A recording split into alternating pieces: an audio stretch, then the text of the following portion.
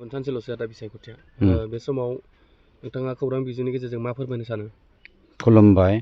आं नोंथांमोननि खौरां बिजोंनि गेजेरजों आं बेखौनो फोरमायनो सानो दे 9 खालार खालि जिहेतु इलेक्सननि जानो थांगासिनो दं, बे इलेक्सनाव दिनै आंखौ भटार्सफोरा बोजबनानै लादों।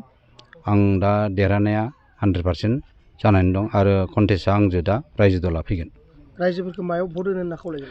आं दा रायजोफोरखौ आंनि थेला सावगारियाव निजेनि बेसेन गोसा भटखौ होनानै आंखौ देरहासार होनानै रायजोनि खामानि मावनो थुलुंगा होयो। आं बेखौनो रायजोफोरखौ खावलायो। मा सावगारि नोंथांनिया? आंनिया थेला सावगारि।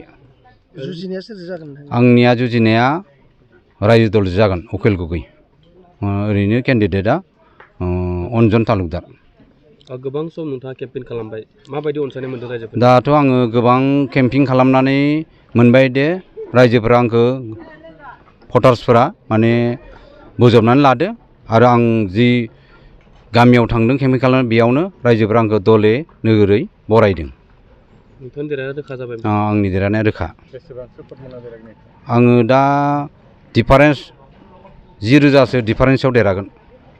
रायजोनि माबायदि हाबा मावलांनो होननानै? आं दा रायजोनि आंनि इन्डिपेन्डेन्स उदां बिजाथि हिसाबै गसंनायानो जाबाय आं रायजोनि मोजां खामानि मावलांनो दिनै आङो इन्डिपेन्डेन्स हिसाबै गसंदो। लाइमोनफोरनि थाखाय मा खामानि मावगोन? आं लाइमोन जुबकफोरनि थाखाय, बेखार सेंग्रा सिख्लाफोरनि थाखाय आङो मोजां खामानि मावलांगोन।